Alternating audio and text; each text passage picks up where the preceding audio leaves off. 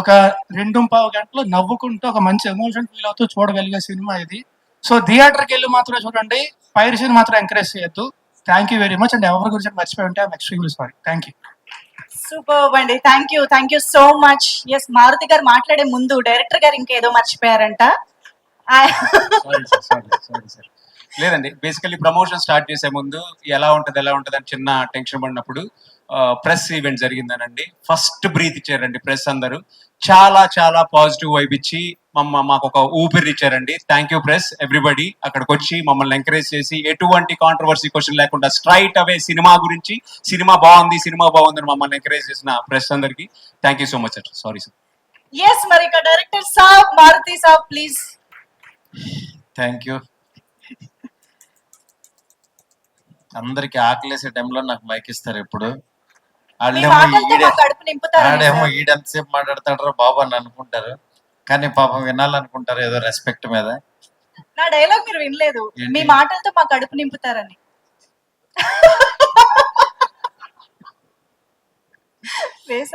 Manjusha anyway చాలా హ్యాపీగా ఉందండి. ఈ సినిమా భలే ఉన్నాడే. ఒక 1.5 year నుంచి వీళ్ళు ట్రావెల్ అవుతున్నారు. దీంతో చాలా ఎమోషనల్ జర్నీ ఉంది. అందుకే ఒకళ్ళు ఏడుస్తున్నారు, ఒకళ్ళు అంటే వాళ్ళకి నిజంగా ఈ సినిమా ఎప్పుడు రిలీజ్ అవుద్దా అనే దీంట్లో వర్క్ చేశారు. ఈ సినిమాతో ఒక కొత్త టీము నిజంగా స్క్రీన్ మీదకి రావటం చాలా హ్యాపీగా ఉంది. అందులో శివసాయి ఒక డైరెక్టర్గా, అలాగే హీరోయిన్ మనీషా, కిరణ్ గారు ప్రొడ్యూసర్గా ఒక కొత్త టీం పరిచయం అవుతున్నారు. డెఫినెట్గా ఈ సినిమా డిసప్పాయింట్ చేయదు. ఎందుకంటే ఎప్పుడో ఒక ర్యాండమ్గా వచ్చిన ఒక థాట్ తనకి చెప్తే తన స్టైల్లోకి తను మార్చుకుని రాసుకుని ఈ సినిమా తీశాడు. శివసాయి నిజంగా చాలా, ఎందుకంటే చాలా పెక్యులర్ మనిషి. తనకి నచ్చిన పని, తనకి దేని మీద అయితే కమాండ్ ఉంటుందో దాన్నే నమ్మి తీస్తాడు. నిజంగా ఇలాంటి ఒక కాన్సెప్ట్ ని ఫ్యామిలీ అందరూ చూసే విధంగా దీన్ని మలిచాడు.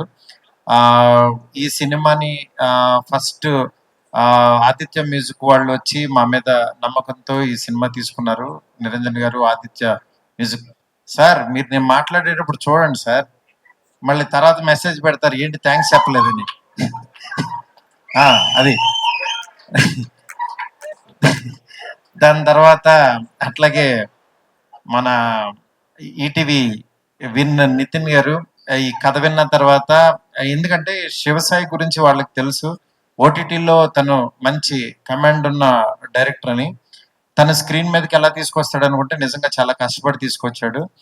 అట్లాగే ఈ సినిమాని ఎక్కడా కాంప్రమైజ్ అవ్వకుండా నిజంగా ఎంత ఇదైనా సరే కష్టపడి తీసిన రవికిరణ్ ఆర్ట్స్ రవి గారు, అట్లాగే కిరణ్ గారు ప్రొడ్యూసర్స్ ఇద్దరు కూడా చాలా బాగా చేశారు.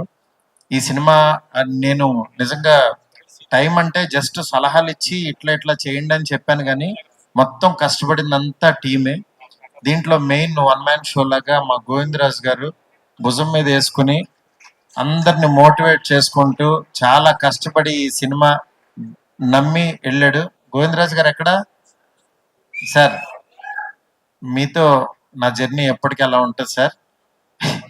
నిజంగా మంచి టీం అండి వీళ్ళందరూ ఇంత కష్టపడినందుకు డెఫినెట్ గా చాలా ఈ సినిమా హిట్ అయ్యి మీరందరూ బ్లెస్ చేస్తారని కోరుకుంటున్నాను. ఈ సినిమాలో సాంగ్స్ కానీ, మ్యూజిక్ కానీ, అట్లాగే డైలాగ్స్ కానీ, ఎంటర్టైన్మెంట్ కానీ, ఎమోషన్స్ అన్ని ప్రాపర్గా పక్కగా మంచి టైంకి ఒక మంచి మెసేజ్ లాగా కూడా ఉంటుంది.